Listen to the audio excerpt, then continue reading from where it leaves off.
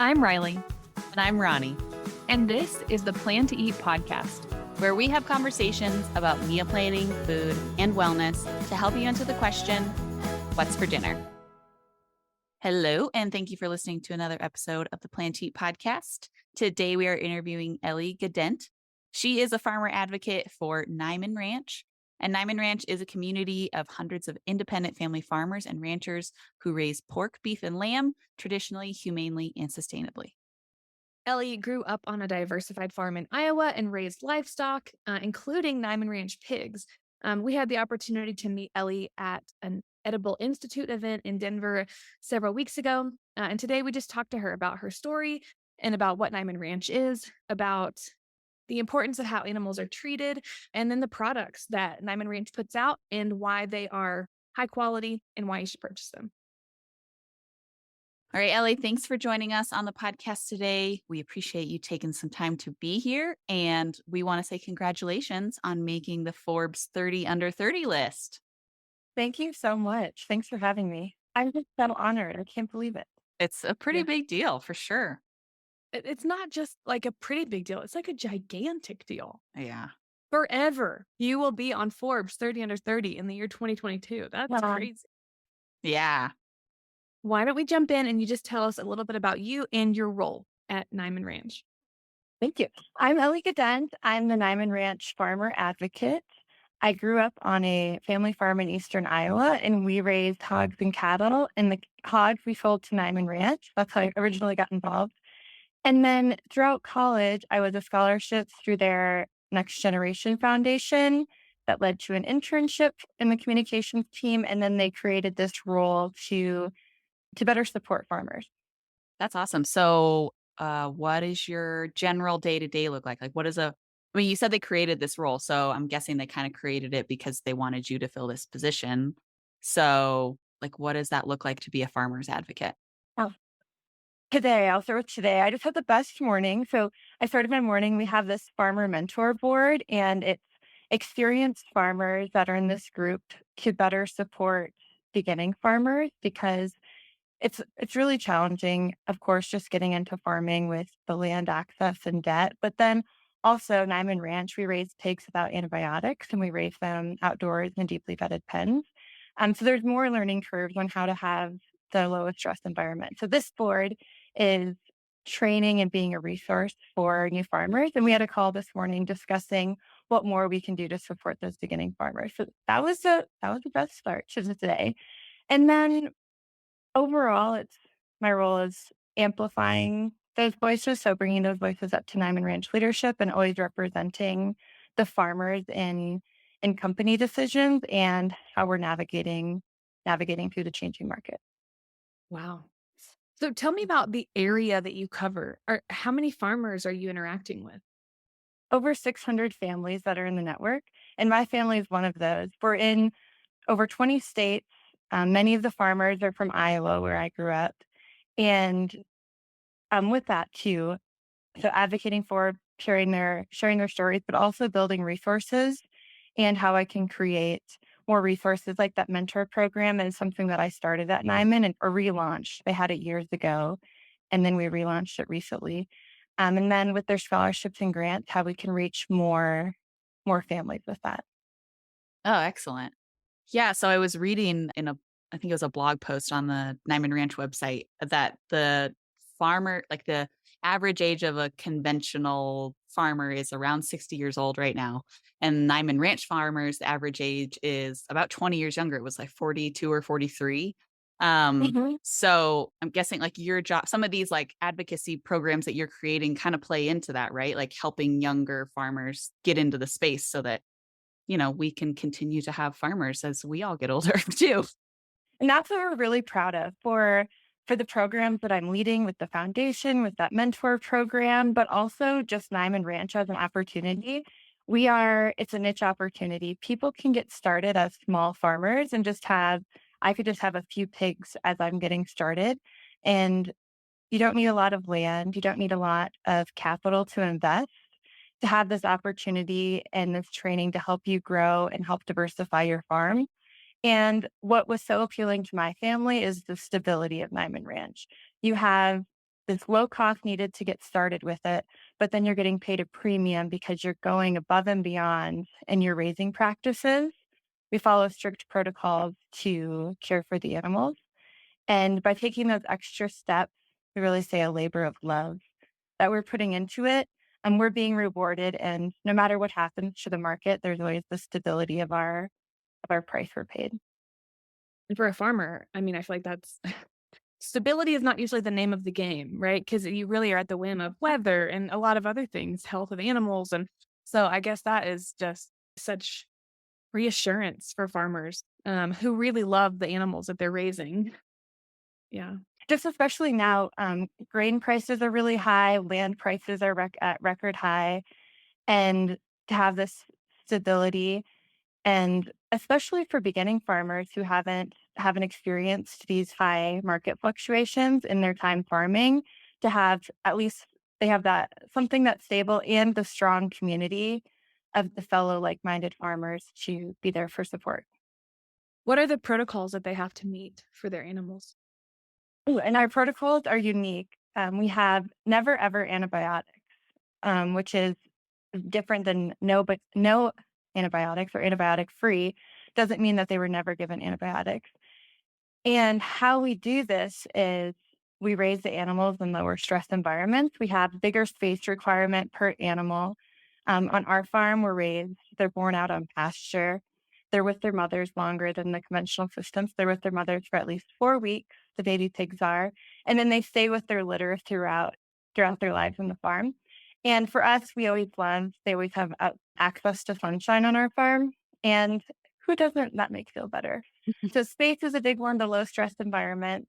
And then like humane animal care focus. So there's never ever tail docking, cutting their tails or teeth clipping, which is different than lots of the industry. And then a huge topic right now with California has a Proposition 12 law that just went to the Supreme Court, and it bans the sale of pork when the mothers were kept in crates throughout their pregnancy. And for Niman Ranch, the sows, which are mother pigs, are never ever in crates. That's fantastic. Sounds like a good life.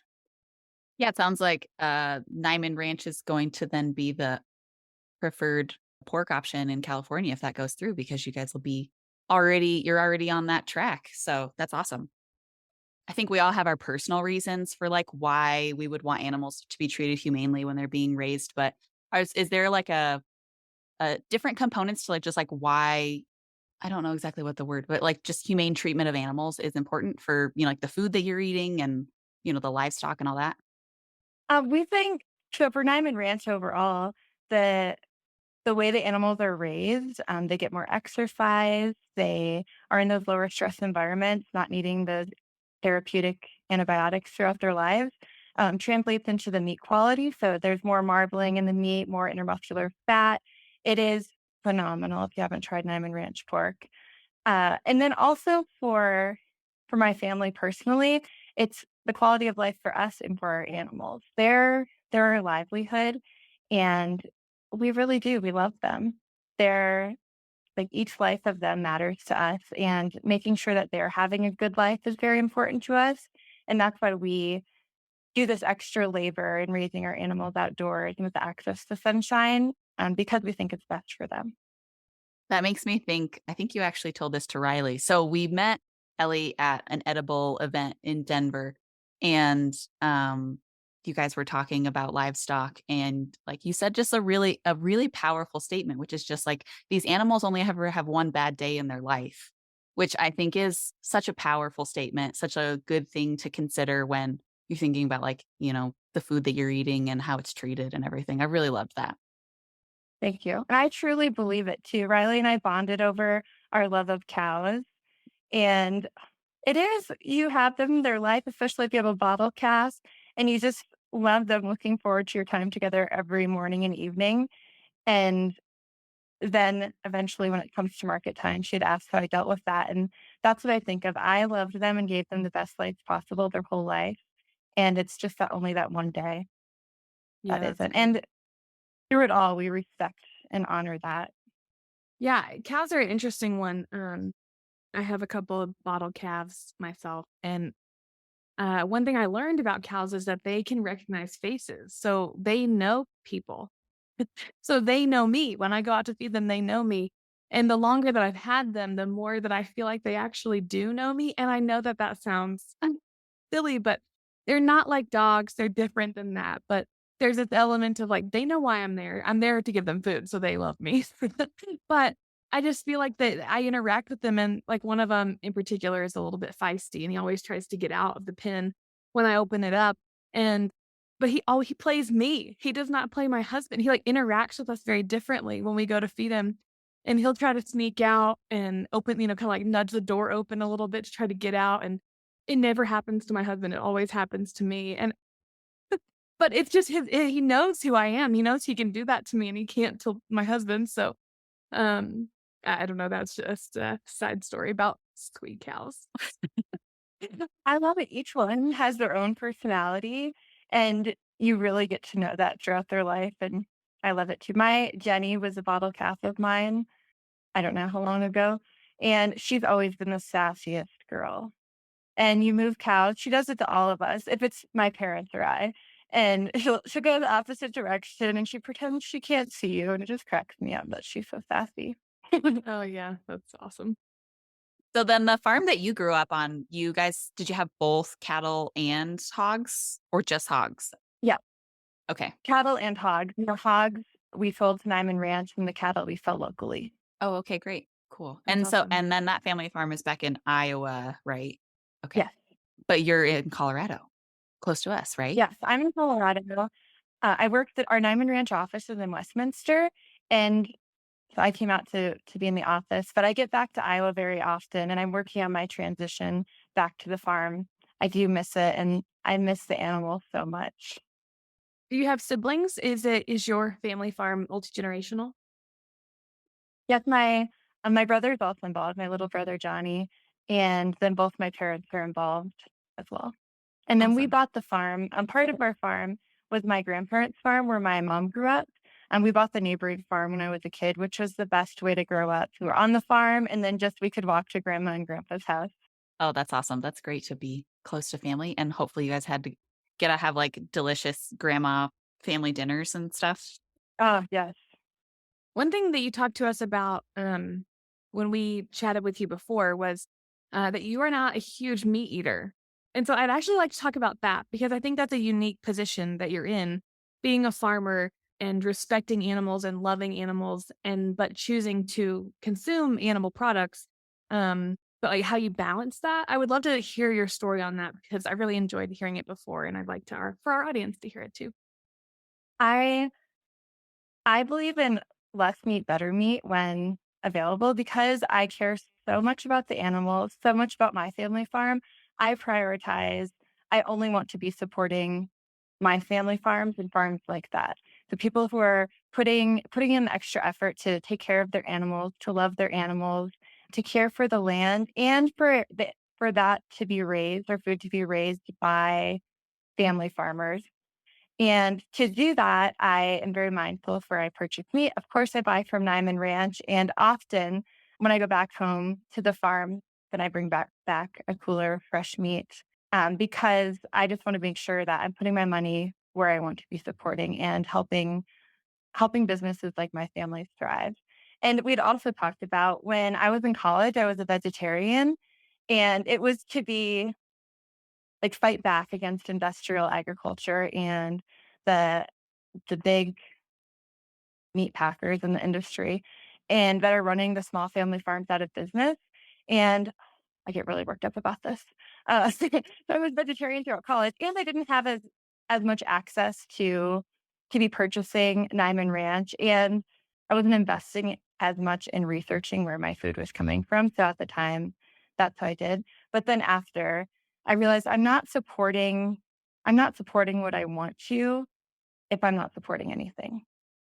And then that's what got me into eating meat on my family's farm, or if I was at a friend's house in Iowa, they had a farm, and then moving it to a bigger scale for buying meat and buying eggs that are ethically sourced. Yeah, that's fantastic. I love the phrase "less meat, better meat." Mhm. And then also just the way that you kind of came about that in your story of just if you're not doing anything, you're not supporting the people that you want to support. And so making that choice and that pretty dramatic change in your life to support like your heart's mission, because even just I wish people could see you talking about this right now because you can see it like welling up in you, just how you feel about the animals, but how you feel about even just supporting local agriculture and supporting Niman Ranch, and because you know their mission and what they stand for. So I love that. Thank you. And with that, I'm spending more. That's how I got to the less meat, better meat, because I'm spending more on what I'm buying because I'm investing in things I really care about and places that that dollar is getting back to the farmer. Yeah. For people who maybe this is a new conversation for. Why do these products cost more? And I know that that really relates to the way that they're treated, but if you don't mind talking to us about that. So when they're in the store and they're looking at the prices of different products, have like a little checklist in their mind of what they know and why it might cost a little more. For us, I'll start with on the farm side. There's different ways, of course, of raising our animals, and there's the way of the least cost, or there's the way of the highest quality. In our family, our focus is the highest quality. So we're paying for more nutritious ingredients for the feed, for the additives for the feed. We're having the vitamin and mineral mixes that are tailored to our farm. We're having different things we put in seed, like apple cider vinegar and oregano essential oil blends, which is cool because I take these things to be healthy during cold and flu season. But we're also giving those to our animals to boost their immune system because we're not using antibiotics. And with that, we're not pushing the animals to grow as fast as they can, which would be a lower cost way. We're having them be as healthy as they can while they're growing up. So we're putting more into what we're planting to feed them, what we're purchasing, and all of the ingredients, and like even their bedding, making sure they have quality bedding, that they're rooting through and staying warm, staying cool in. And then when that goes to Niman Ranch is because they're paying that premium to the farmer, more of that money is costing the farmer more. Niman Ranch is paying that farmer for that added cost and giving them the premium. Plus, we're investing in all of these programs to support more farmers with the scholarships, the grants, that mentor program that we talked about. That's why for us it's costing more because there's so many people to support it down the line. And then in addition, what I love about Nyman is so we're working with those small family farmers. We're also working with a lot of small distributors or family owned distributors and family owned grocery stores. And all of these people who like the value added and they have that true appreciation of the value added. Right. Well, it sounds like it doesn't just support humane treatment of animals, but it also is supporting lots of people, hopefully lots of people in your local community as well. So, I know that you can buy Nyman Ranch at a big place like Whole Foods, but I'm guessing that you can also buy it at some of the smaller grocery stores. I don't know, all across the country. Is Nyman available all across the country? We're available all across the country. And some broadliners like Whole Foods, Natural Grocers, Sprouts, but many are independent grocery stores. And on our website, for anyone interested, we have a store locator. It's Niman Ranch, where to buy, nymanranch.com/where to buy. And there you can find a grocery store near you. Oh, awesome. One thing I wasn't expecting you to say was that it goes towards like the mentorship program, and things like that. And it makes sense. But to me, when you're purchasing this kind of product, you're ensuring that that product will be available to you for the long run and for your children, et cetera. Because, and I think I love that because it means it's still going to be there in the future. And so it's like built in, is like this purchase is helping to fund future farmers and helping them have excellent livestock, excellent products from their farm, which I think is a really big deal, and something I wouldn't have considered. Like I said, I really wasn't expecting you to say that, but that's really awesome. Thank you. And that reminded me too of how it does help our local communities. We did a research study last year with Iowa State University and found that Niman Ranch farms are these independent family farms who are raising pigs the Niman Ranch way with our labor of love. They're putting 150% more jobs into their local economies than the alternate industrial model. And that's because, um, of course, the more labor that goes into it, but like our family, we're an independent family farm. We're working with our independent feed store, with our local veterinarian, with our local grocery store. And this money is going back into our local economy. And this is going back into rural America across the country. That's great. We probably should have gotten to this a little bit earlier, but I'm wondering if you can tell us, like how Niman Ranch got started. What was the starting point and who started it? When Niman Ranches started, it was the Niman Ranch in California. They raised cattle, and they were in the antibiotic free model. And how we got involved in Iowa was Paul Willis. He's our founding hog farmer. He had come back to the farm in the 90s, and there were all of these confinement buildings, CAFOs, combined animal feeding operations, going up around him, and the price of hogs was declining. So he was looking for an alternate market. And he went out to California to visit a friend, and then his friend, Jeannie McCormick, is a Niman Ranch lamb rancher now. She was talking about there's this big interest in free range products here in California. And it just started with just Paul Willis in Iowa sending his hogs out to California, or his pork out to California, where all the demand was. And then there was so much growing demand that he brought on his neighbors. And then now we have over 600 in the network that we're helping and supporting and partnering with to keep their family farm alive. Wow. And then so all of these other, I mean, because Nyman is so unique in the fact that you guys do have you have the scholarship fund, you have the mentorship, all of these things. So did that just grow out of, like the farmers and the people working for Nyman seeing that there was a need for that? Like how did that part come about too? Yes, for the scholarship program in 2006, David Surfling he was a Niman Ranch farmer. Every Niman Ranch farmer is so cool, but he's also so cool. He was involved with writing the original conservation stewardship program, which is a program for farmers and people to conserve their land and get money from money incentive from the government. It's super cool. Lots of farmers take advantage of this program. But he passed away tragically, and he was very invested in higher education and creating more resources for farmers, for helping local farmers get started. In his memory, they started a scholarship that year, and it has grown over the years to be last year we just passed over $1 million has been awarded in scholarships and grants to farmers. And then with the mentor program too. When Nyman originally got started, there were lots of people who were raising pigs, small family farms who just had a few pigs they were raising.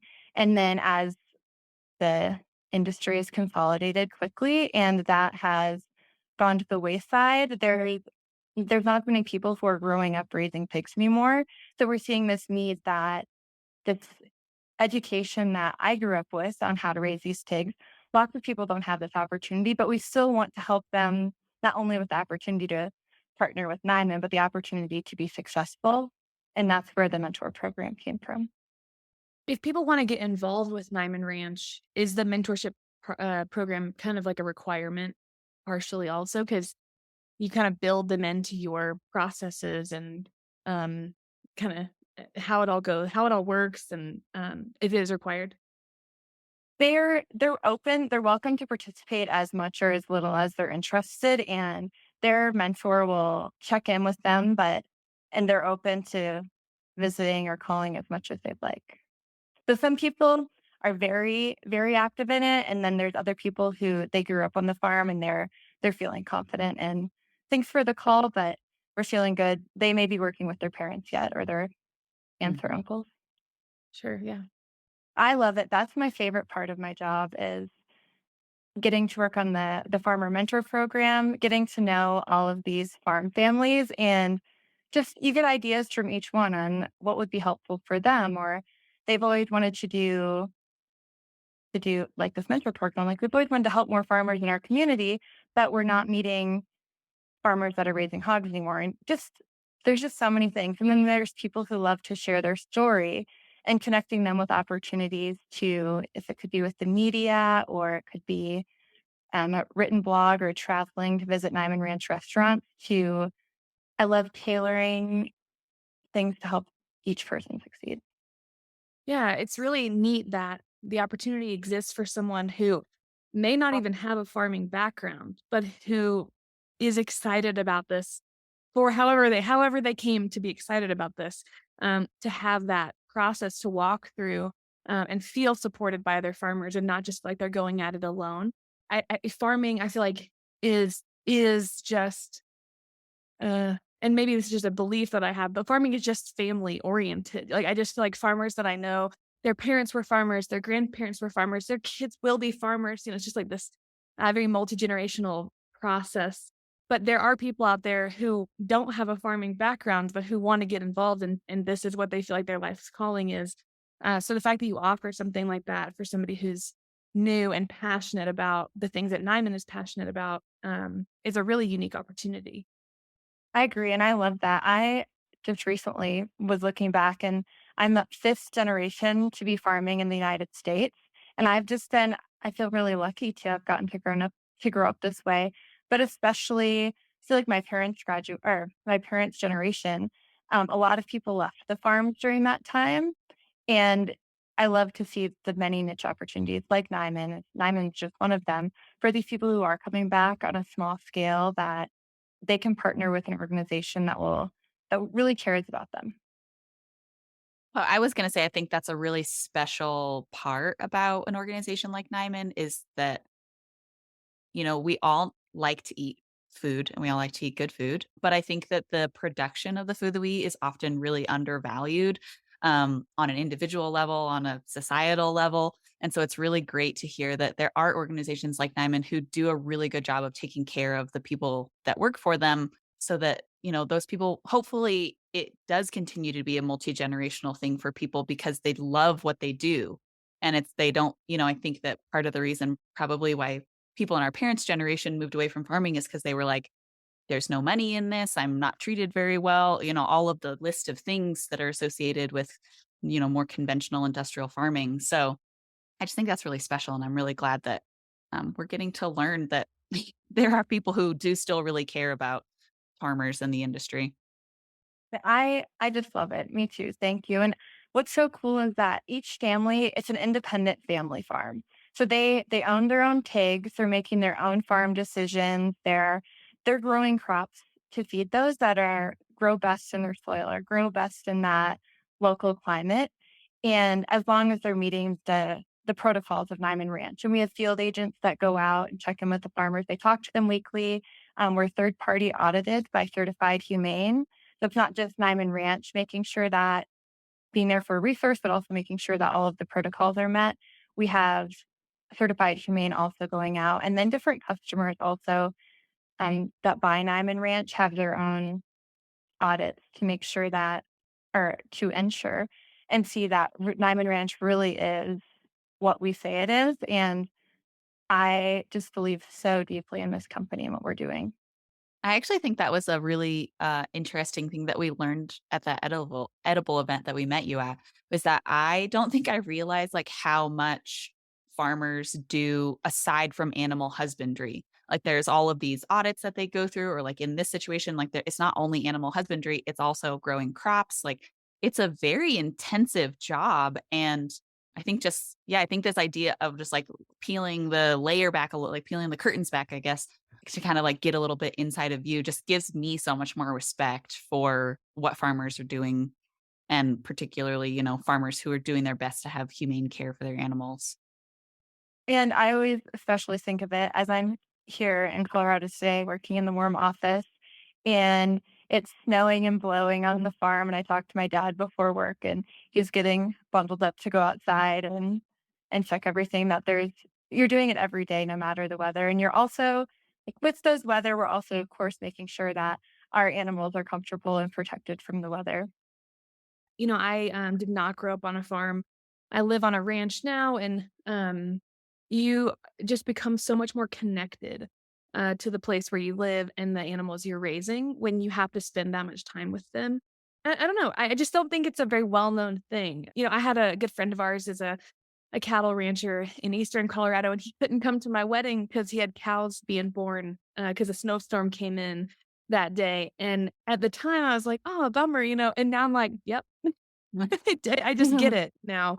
And I didn't quite get it as much then. But I just think it's important for people to realize that there are farmers out there, a lot of farmers out there who this is their life's work, and it's not just like a 9 to 5, it's 24/7. And so for a product like Niman Ranch, meats and things like that, they're going above and beyond that 24/7 because they really, really love the animals they're working with and just to make sure that they're treated beautifully. And I don't know, I just think it's pretty amazing. And I think having cows of my own has really just grown my appreciation for it and my desire for really high quality products also.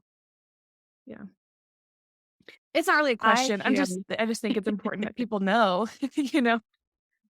I too just appreciate it was reality when I grew up. And then especially though leaving the farm and then going back, I get to go back every spring and fall when we're farrowing, when we're having baby pigs to help on the farm when we're planting and harvesting and get to work from home and different times throughout the year. But just so much respect and appreciation. Like we work hard at work, but it's just totally different than that. And it's your sleep, different times of year where you're hardly sleeping because you want to be checking the animals when they're having babies to to ensure they're okay, or when you're planting the crops that will feed the animals. And you're just juggling so many things on top of the weather. And it seems like those are the nights that the pigs are so smart that they open the gate and they're out in the middle of the night. And it just that's how it is every day. And you don't think anything of it. And now that I've gone away and I'm going back, just the appreciation and respect I have, and especially for my parents for raising us and this, like doing all those things and raising kids. It's amazing. Hmm. Well, before we end our podcast today, why don't you just remind everybody where they can find Niman Ranch online and then where they could find Niman Ranch in their stores? Thank you. And thanks to everyone. Thanks for listening. Thanks for having me. Niman Ranch, we have nymanranch.com slash where to buy online. You can find stores near you that are selling Nyman, and you can purchase Niman Ranch online to be delivered to your store. And if Nyman Ranch isn't near you, there's still ways you could support your local family farmers and get to know people in your area who are farming and who are raising their animals, caring for their land in ways that you want to support. And by supporting them and helping them be successful, helping them have the opportunity to pass that to the next generation is super impactful. Love that.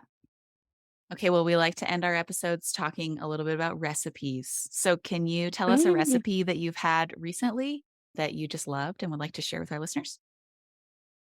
Oh, one my mom and I made that I just love. It's like a taco spaghetti squash, but I do love beef, but I really love pork.